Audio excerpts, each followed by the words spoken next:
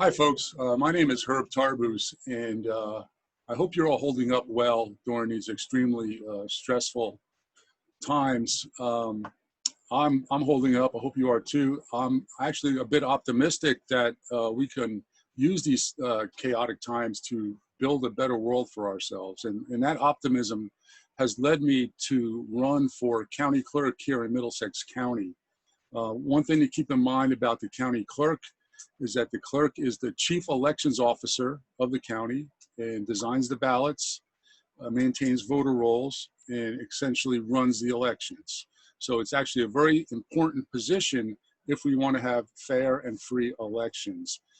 Just a little bit more by way of introduction. Since my retirement 3 years ago, I've been a progressive political activist here in New Jersey, engaged in many progressive causes. In 2017, I was elected to the Middlesex Democratic Committee, also known as the Middlesex County Democratic Organization. Then in 2019, I was chosen to be the vice president of the Piscataway Progressive Democratic Organization here in my hometown is Piscataway, where this year we also have 4 outstanding folks running for municipal office on the progressive ballot line in the primary election. So I've been asked to do a video of a presentation that I've been giving. So that's what I'm going to do, and let's get started. Okay, so what we have here is, in the engineering world, we often talk about sunny day scenarios, right? That's when everything goes well, whether you, in our society, whether you want to talk about freedom and security, peace, love, and understanding. But in the United States, we're really after liberty and justice for all. That's our sunny day scenario we're after. And what are the tools we have to work politically to get that? We have our New Jersey political system, and we have our national political bureaucracy, which leaves a lot to be desired, as most of us would agree. So what is the real situation, though? We're not in a sunny day situation. We're not in a sunny day scenario. We have some serious societal injustices out there, such as global warfare being pervaded by our military industrial complex. We have blatant racism and social unrest, and a lot of that is due to the militarization of our police forces. And these two things work together in that much of the excess military equipment, the excess military combat equipment, is transferred to police departments practically free of charge. We also have mass incarceration, and that's provided to us by the prison industrial complex. Many of you may be aware of that. Has become a profit center for many companies. The more people that stay incarcerated for longer periods of time makes corporations more money. We have climate change being caused by a continuation of burning fossil fuels. We have a lot of people being denied medical care or going into medical bankruptcy due to the way our healthcare industry is structured.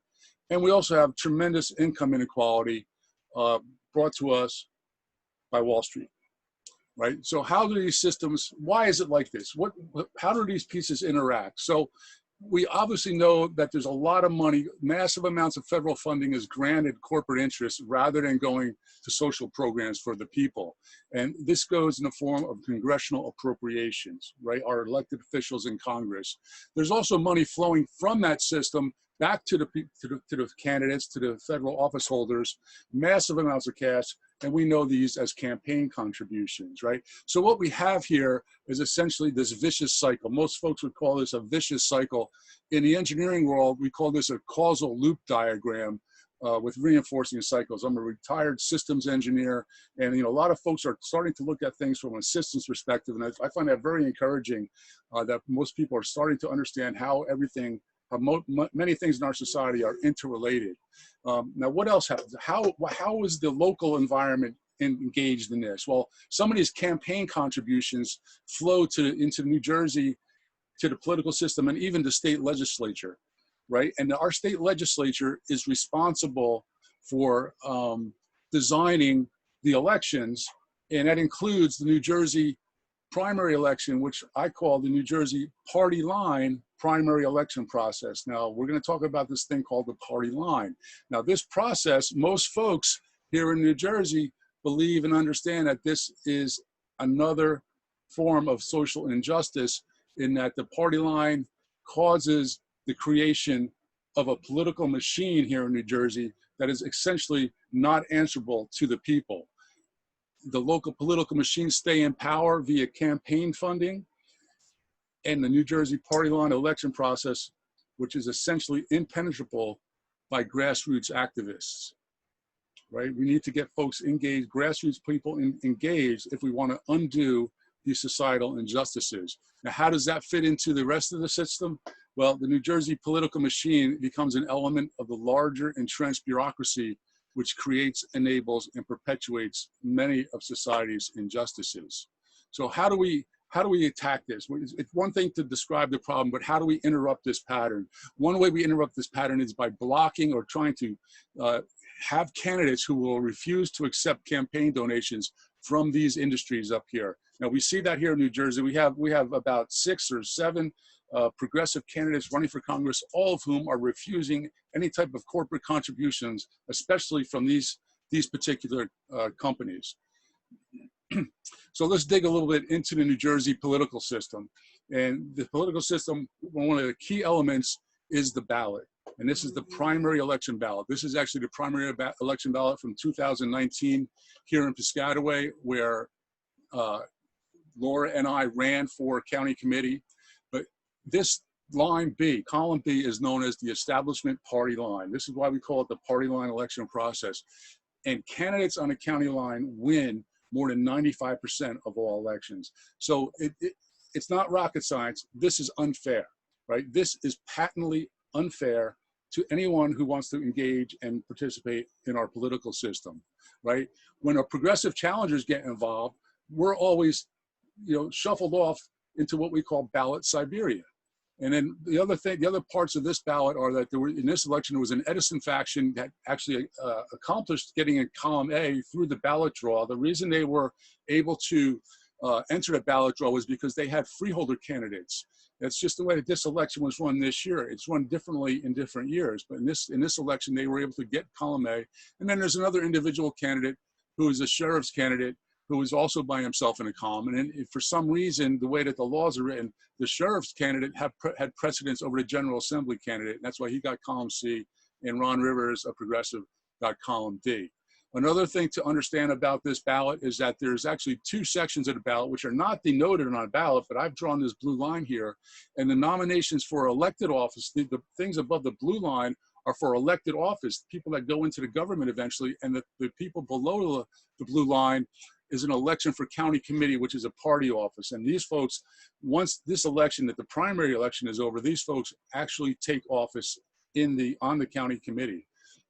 Now, the county committee is how the New Jersey political machine controls the elections. They basically do all they can to control the outcomes of the elections.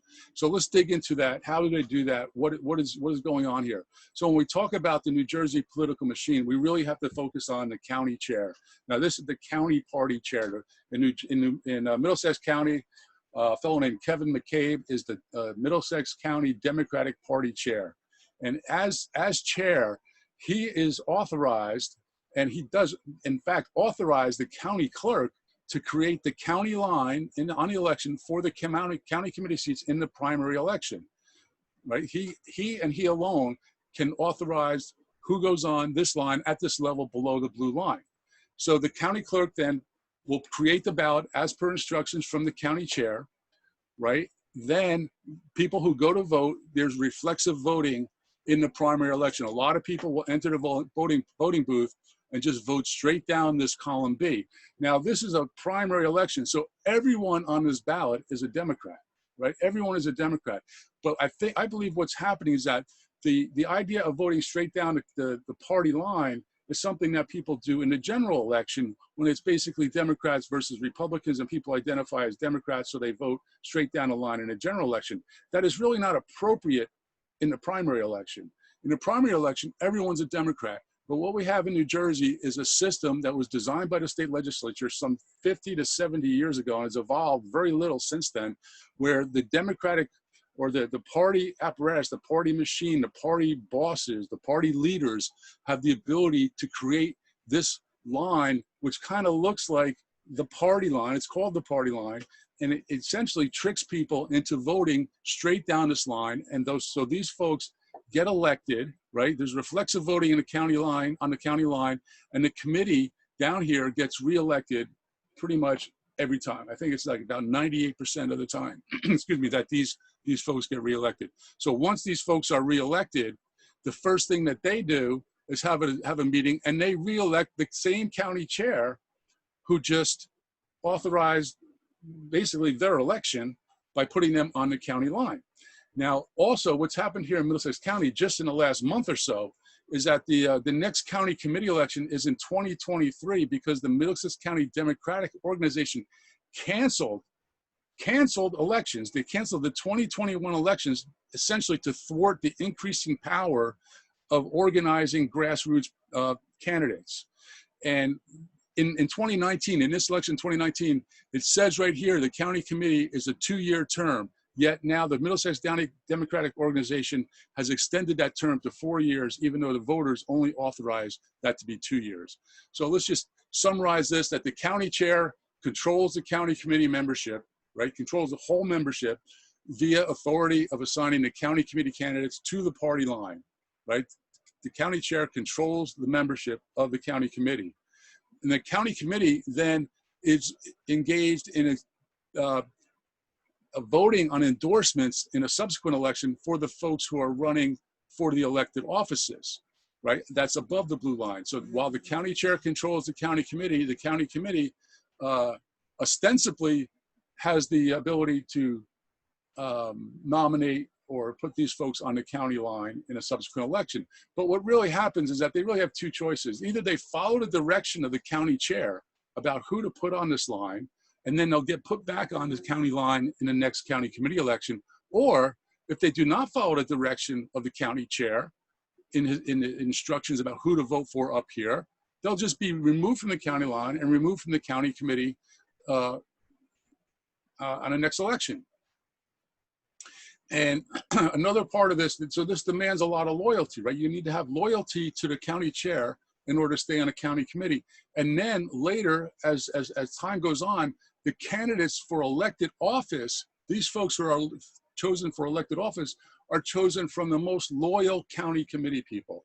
So you can see how being on the county committee, while they're supposed to be representative of the folks in their neighborhood, they're really nothing more than order takers from the county chair. This is the way that this system has evolved, and we really need to do something to change that.